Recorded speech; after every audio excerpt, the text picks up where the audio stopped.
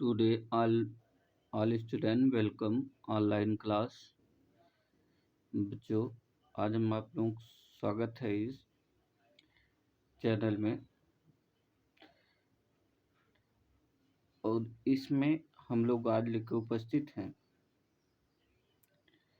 कि class 10th का subject biology प्रकरण है या टॉपिक मानव में उत्सर्जन। इसे जानने का प्रयास करते हैं मानव में उत्सर्जन कैसे होता है। ये इसके फिगर है मानव का वृक्क।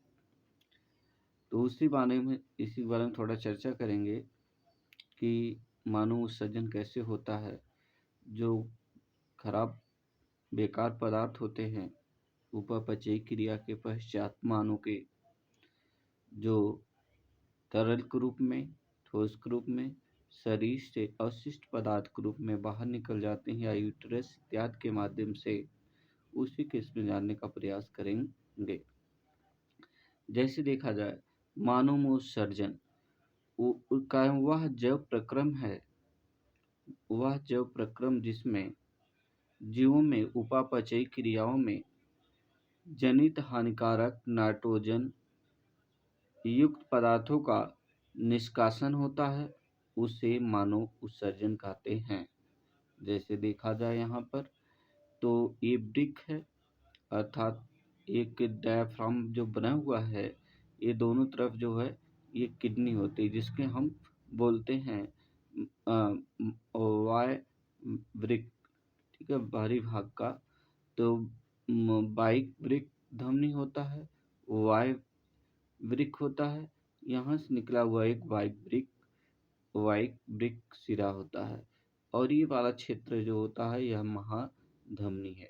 और यहाँ से निकला हुआ भाग वृक्क से है, वहाँ से यहाँ वाइक मूत्र वाहिनियाँ होती है, जो एक यूट्रस के रूप में होती है। जो बेकार यूट्रस होते हैं मूत्र वाहिनियों के द्वारा जो है बाहर निकल जाते हैं। और यहाँ से क्षेत्र होता है जिसे महाशिरा कहते हैं। और ये क्षेत्र होता है जिसे मूत्राशय बोलते हैं।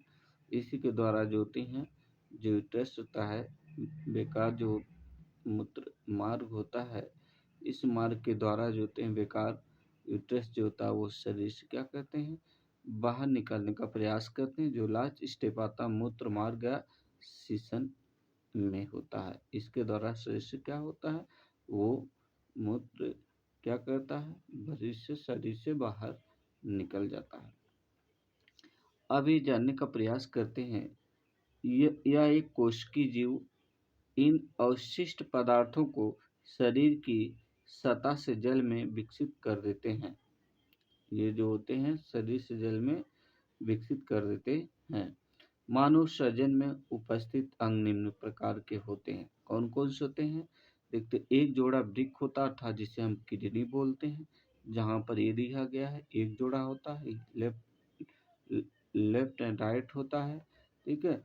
और एक जोड़ा मूत्र वाहिनियाँ होती है, अर्थात जो है एक जोड़ा मूत्र वाहिनियाँ होती है, यानी ये वाहिनियाँ जो होती एक जोड़ा होती है, ठीक है, एक जोड़ा होती है, अर्थात लेफ्ट एंड राइट होती है।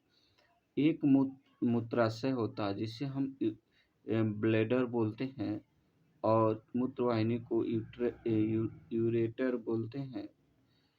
और यहाँ पर एक मूत्र मार्ग होता है जिसे यूरेथेरा बोलते हैं, अर्थात ये वाला क्षेत्र होता है, ठीक है, मूत्र मार्ग होता है। अब आगे देखते हैं, वृक्क में मूत्र बनने के बाद मूत्रवाहिनियाँ से होता हुआ मूत्राशय में एकत्रित होता है, अर्थात ये मूत्राशय में क्या करता है, एकत्रित होता है। और मूत्र बनने के उद्देश्य रुधिर में से वज्र तथा हानिकारक उपस्थित पदार्थ को छान कर शरीर से क्या करते हैं, बाहर निकालने का कार्य करता है। अब यहाँ पर जानने का प्रयास करते हैं वृक्क में मूत्र निर्माण प्रक्रिया। वृक्क में देखिएगा, इसमें जो वृक्क में निर्माण प्रक्रिया, वृक्क की संरचना अत्यंत व क्रियाशील इकाई जिसे हम विकर्ण या निफ्रॉन कहलाती है। वृक्क की संरचनात्मक व क्रियात्मक इकाई विकर्ण या निफ्रॉन कहलाती है।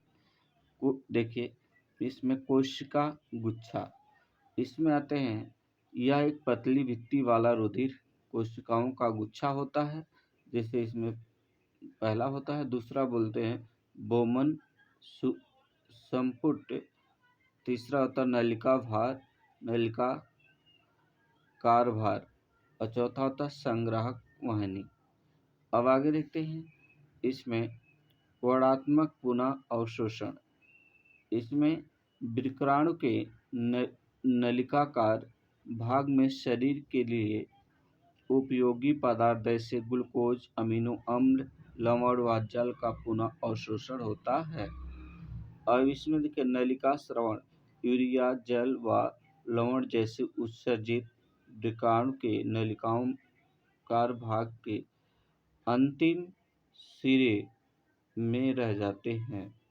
वह मूत्र का निर्माण करते हैं। वहाँ मूत्र में संग्राहक वाहिनियां व मूत्रवाहिनियां से होता हुआ मूत्राशय में उपस्थित रूप से संग्रहित रहता है तथा मूत्र मार्ग के दबाव द्वारा मूत्र मार्ग से बाहर निकलता है।